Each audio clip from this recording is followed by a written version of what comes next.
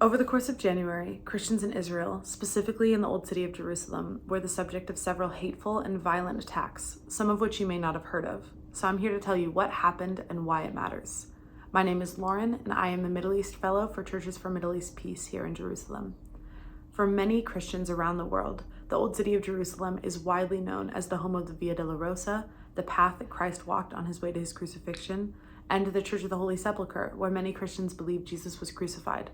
However, the Old City is not simply a museum for Christians. Many still live here, in homes and in church properties like monasteries, and these Christians come from a variety of backgrounds: Armenian, Greek Orthodox, Catholic, Syriac, and many, many more. However, since the beginning of 2023, we have seen a dramatic uptick in violence against Christians in the Old City of Jerusalem. In the beginning of January, at the Protestant Mount Zion Cemetery, more than 30 graves were vandalized, including the smashing of a stone cross and of several tombstones. This vandalism is on tape, and the vandals were teens from central Israel. A day later, at the Armenian Patriarchate in the Old City, vandalism was found with hateful messages like "death to Christians," "death to Arabs," and "death to Armenians." This hateful graffiti communicates a clear message by the fanatics who are writing them. Anyone who is not Jewish is not welcome, Christians included. 2 weeks later, Christians eating at an Armenian restaurant in the Christian quarter were attacked by Israeli settlers. The first week of February, a Jewish American tourist entered the Church of Flagellation on the Via Dolorosa and vandalized the church, pulling down and breaking the Scourged Savior statue. Right before his arrest, the vandal quoted Exodus 20, which is the 10 Commandments, and shouted, "You cannot have idols."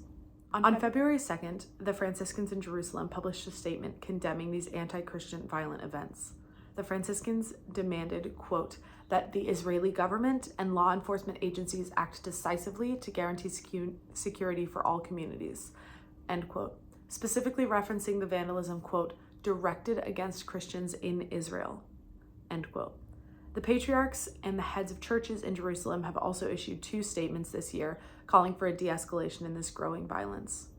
It is hugely important that Christians in the US and all around the world know about this violence against Christians in Israel and in occupied East Jerusalem, and understand that these Christian communities are being attacked and pushed out by the violence, both at the governmental level and by extremist communities on the ground in Israel.